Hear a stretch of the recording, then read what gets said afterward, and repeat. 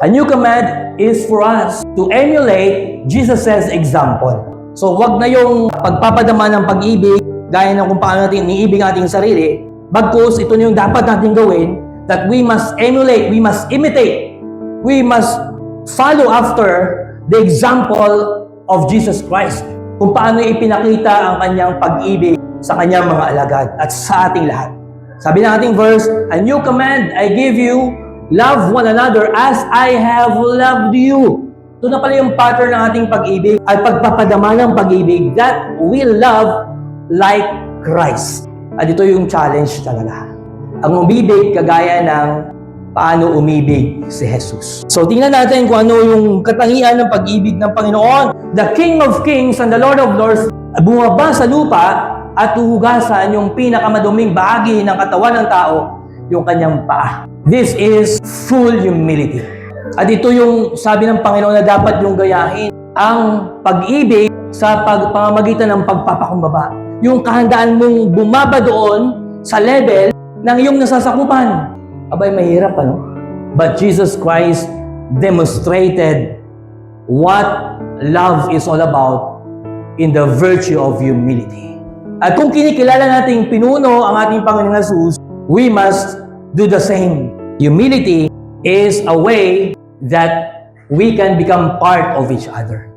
Pangalawa, let us emulate Christ's humanity. You say humanity is being compassionate, is being sympathetic, is being loving, and generous to His disciples.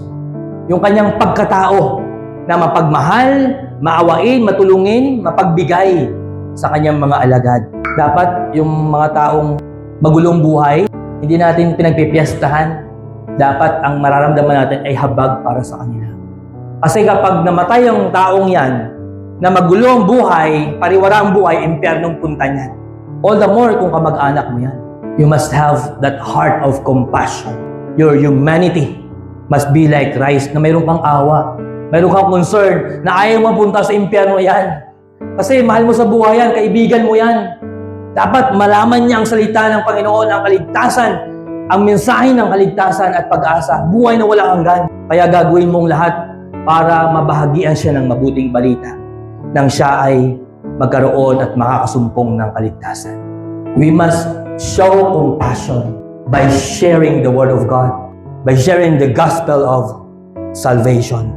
And lastly, we must emulate His heart, Christ's heart, to forgive our enemies. Si Jesus Christ is the creator of the world. He is the Alpha and the Omega.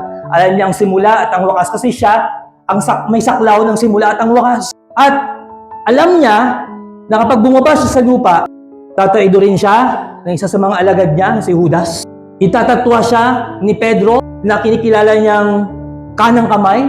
At ang mga alagad niya, liban kay John, ay tatalikuran siya kapag siya ay nakalambitin na sa krus. At maging sa mga sandaling ito, alam niya na marami pa rin hindi maniniwala sa niya kahit siya ay namatay at muling nabuhay at nangakong babalik, marami pa rin hindi magtitiwala sa kanya gaya ng mga tao sa Hollywood, karamihan sa kanila, na kinukutya ang Diyos.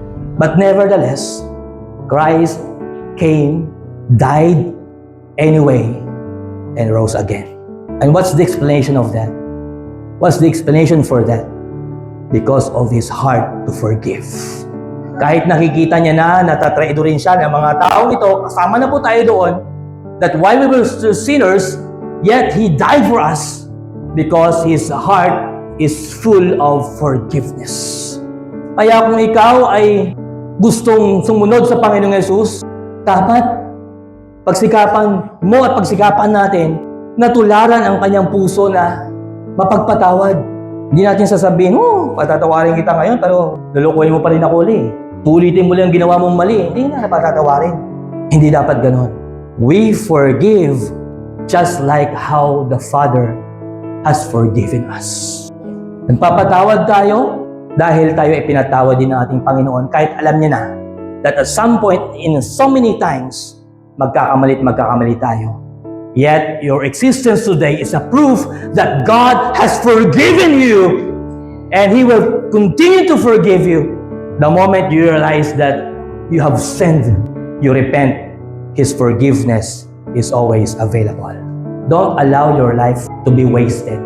Dahil part ng iyong existence, nagkimkim ka ng sama ng loob sa isang tao.